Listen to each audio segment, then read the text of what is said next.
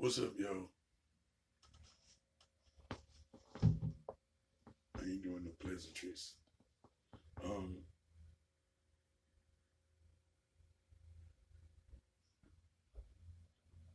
just hit the button. In 1996, our next speaker faced an 18-year-old Coby Bryant on the court for the first time. Midway through the game, while playing, Coby asked him for tips on his jump shot. Coby scored 33 points that game against his boyhood idol. Michael scored 36 and won the game too. Please welcome Michael Jordan. You can go ahead.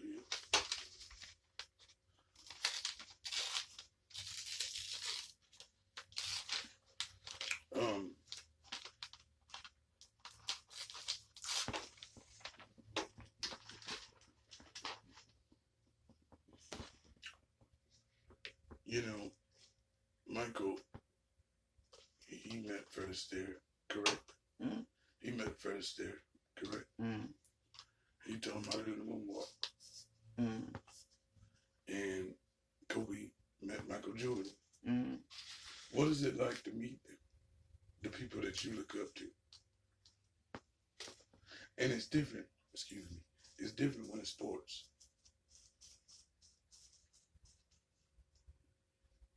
My mental's acting up, y'all. Y'all gotta stay with me.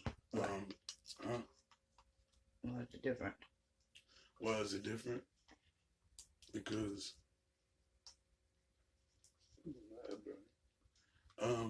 because you get to play against them.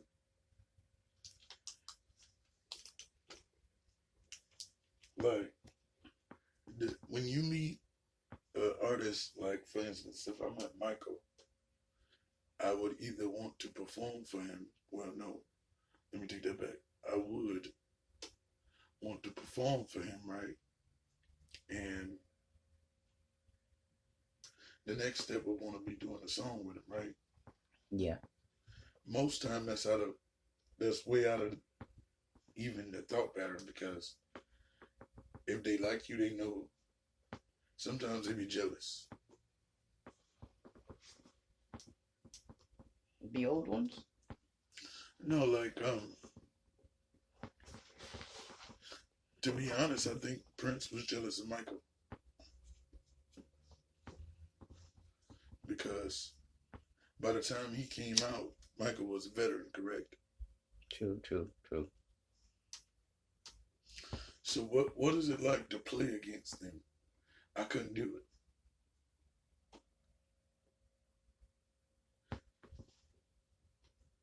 because I like basketball. So if I was playing and I played against LeBron, I couldn't do it. Why not? Because it's not meeting your idols. It's competition. True. And you want to show, just like if you were performing for Michael, you want No different.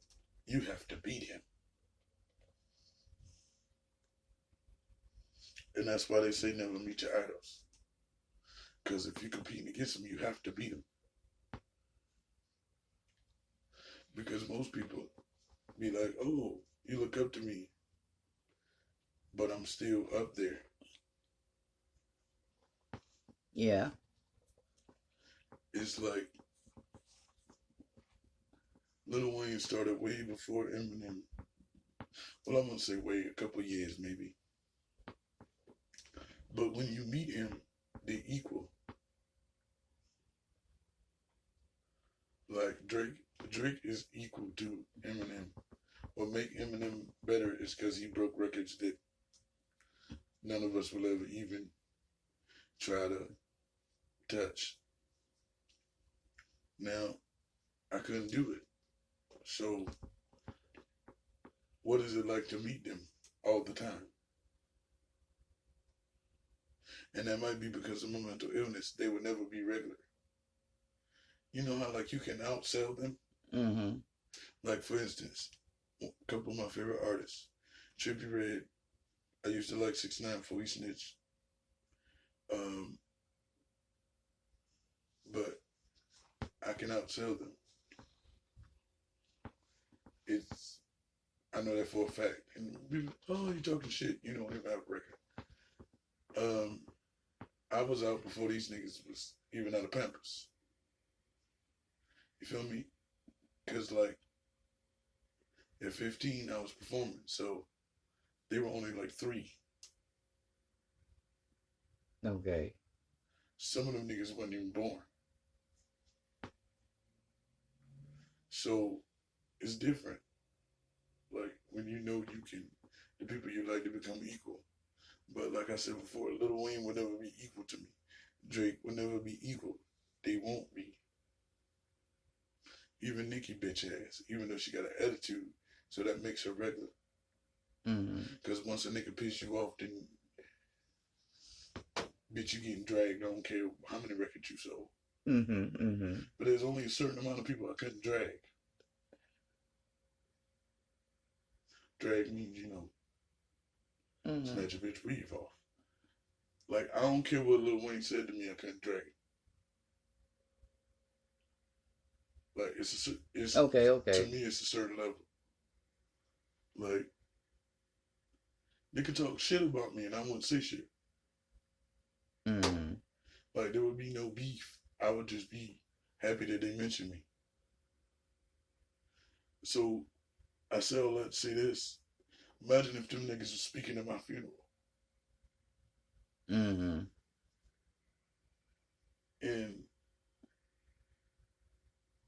well, and I'm not there to see it. Okay. That sucks. But you know you did something, though. You feel me? Like, basketball players die all the time. Just like normal people. But to have Michael Jordan speaking my shit, I've won, but I'm not alive to see it. I hear you. So it only make a difference to people like us. It's like, damn, Kobe was the greatest. But you can only say that once they die. Okay. Because while they're alive, you're going to keep talking shit. And then once you die, if you talk shit, then people think that's wrong. Okay. Unless it's on somebody they're trying to take down. Because then they'll always repeat the bad shit. Like, even Kobe, I'm not saying he the greatest nigga on the planet, because ain't none of us like that, but Michael was very close if he ain't touched the kids. Didn't have to mention that, but I did. Like, if he was really innocent, he would be like the greatest person on the planet. True that. And that's why we need to clear that up. And I say that to say this. They always pull out the Colorado thing when he fucked the white bitch, Kobe. That's normal shit. That has nothing to do with him being the greatest. Right. That does not taint anything. Touching a child or touching somebody or taking their innocence will tarnish your legacy. Right. True. That's why I think that they need to clear it up and get it over with. It's like this. If I got 12 people that say I did something and you find 14 people that say I didn't, it's a wrap. Right. So it's done. So now go ahead and say he was the greatest person on the planet. And it would have to be somebody with a disability, right? Why?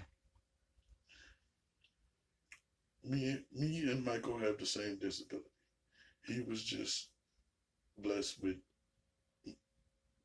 different talent. I used to say more, but the nigga don't write shit. So Right. So different. You see what I'm saying? So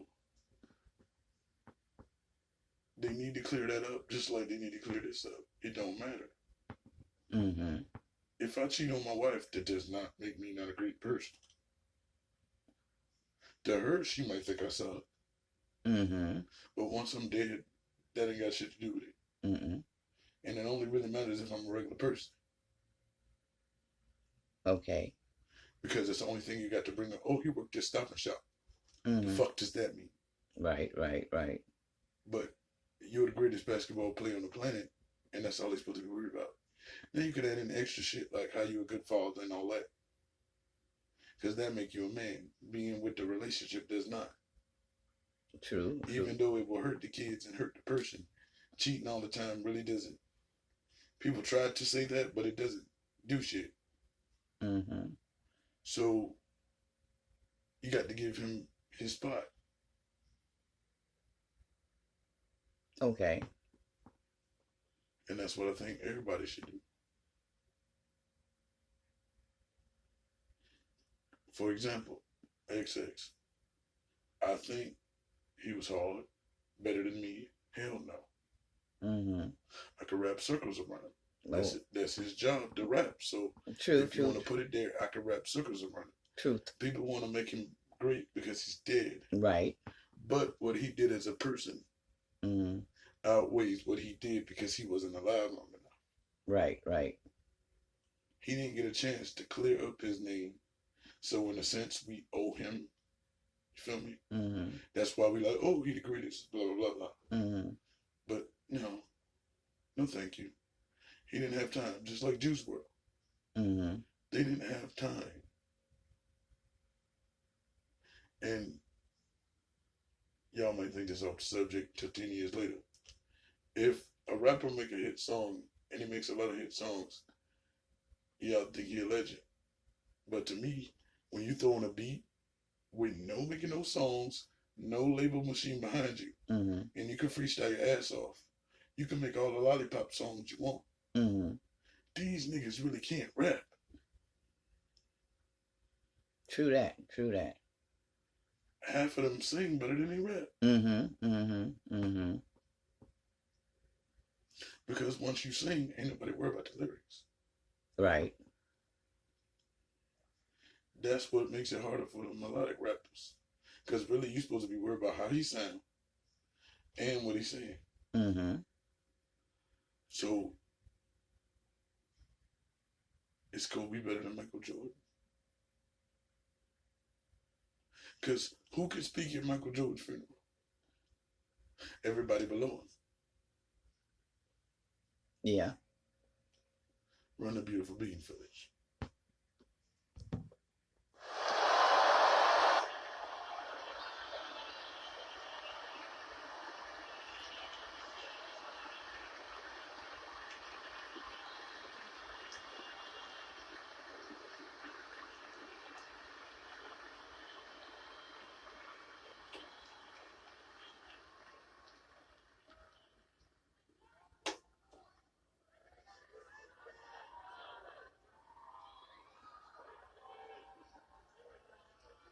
I would say good morning, but it's afternoon. I'm grateful to Vanessa and the Bryant family for the opportunity to speak today. I'm grateful to be here to honor Gigi and celebrate the gift that Kobe gave us all. What he accomplished as a basketball player, as a businessman, and a storyteller, and as a father. In the game of basketball, in life, as a parent, Kobe left nothing in the tank. He left it all on the floor. Oh. This might take me 2 parts because I'm talking about shit the whole way through. I gotta say this because I'm me.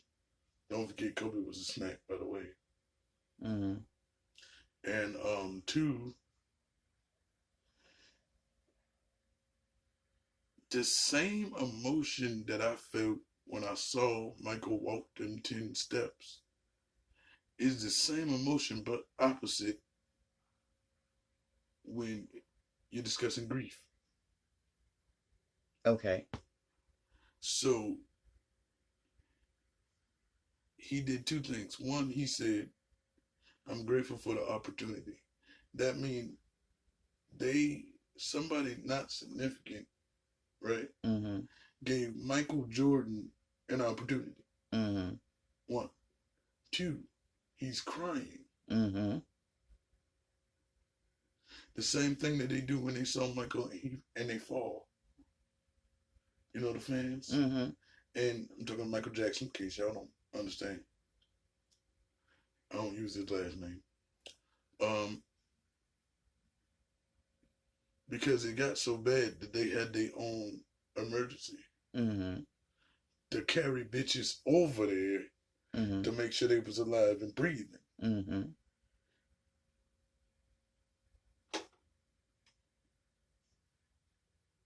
Damn, I just figured out something. Don't mind me, but y'all here to listen to me anyway.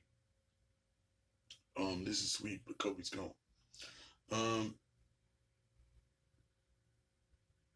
That's why I'm depressed. I figured it out. Because she can't, and you know who I'm talking about, Mm-hmm. can't cry. Mm-hmm. So it always feels like she's gonna win. Mm-hmm. You know, because I can never forget because of my mental illness. Mm-hmm. So that's what making it torture. Mm-hmm.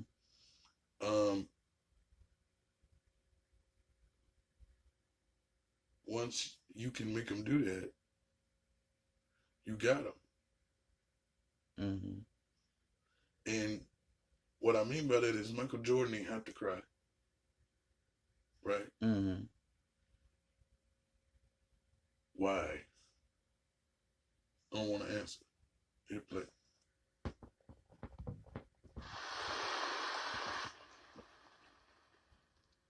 Maybe it surprised people that Kobe and I were very close friends. But we were very close friends. Kobe was my dear friend. He was like a little brother. Everyone always wanted to talk about the comparisons between he and I just wanted to talk about Kobe.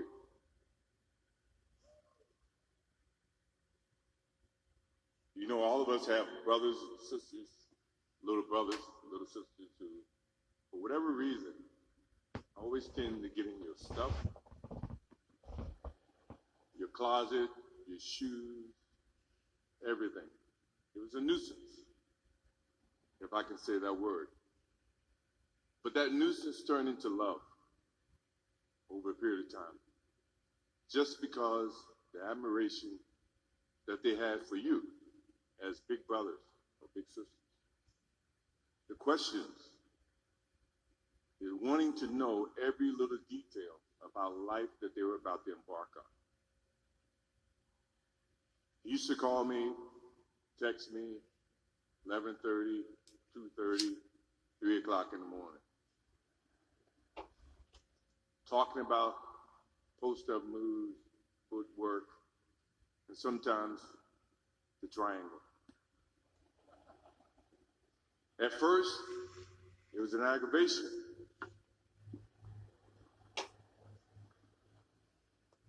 But then it turned into a certain passion. This kid had passion like you would never know. And it's an amazing thing about passion. If you love something, if you have a strong passion for something, you would go to the extreme to try to understand or try to get it. Either ice cream, Cokes, hamburgers, whatever you have a love for.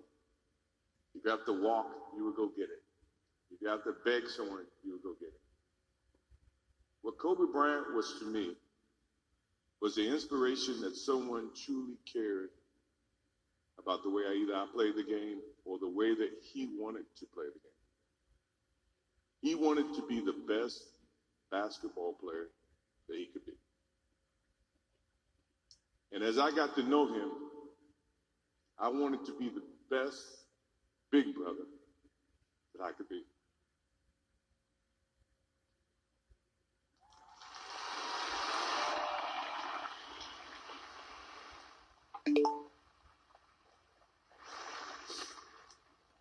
To do that,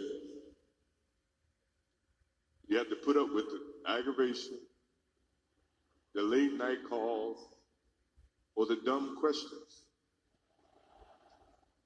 I took great pride as I got to know Coby Bryant that he was just trying to be a better person, a better basketball player. We talked about business.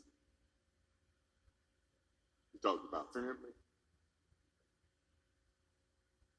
We talked about everything. And he was just trying to be a better person.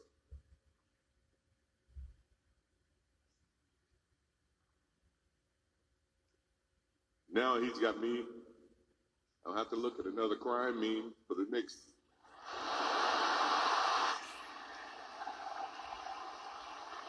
You already had a little thumbnail.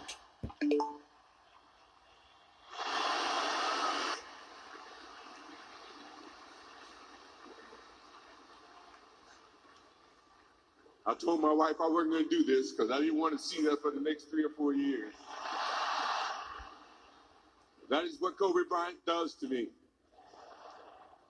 I'm pretty sure Vanessa and his friends all can say the same thing. He knows how to get to you in a way that affects you personally, even though he's being a pain in the ass.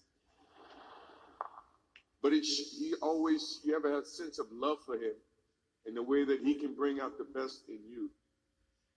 And he did that for me. I remember maybe a couple of months ago, he sends me a text. And he's saying, I'm trying to teach my daughter some moves.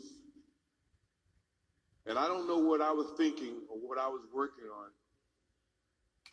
But what were you thinking about when you were as you were growing up, trying to work on your moves?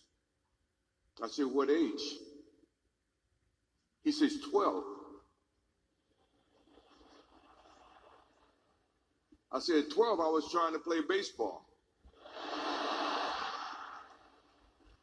He sends me a text back saying, laughing my ass off. And this was at 2 o'clock in the morning. But the thing about him was we could talk about anything that related to basketball, but we can talk about anything that related to life. And we, as we grow up in life, rarely have friends that we can have conversations like that. Stop. Well, it's even rare. I had to say this before the video ended. I just learned something.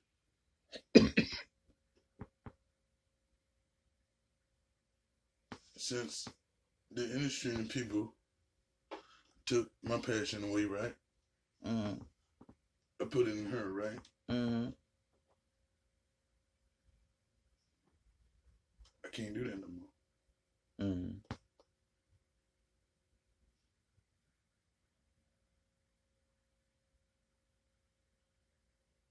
And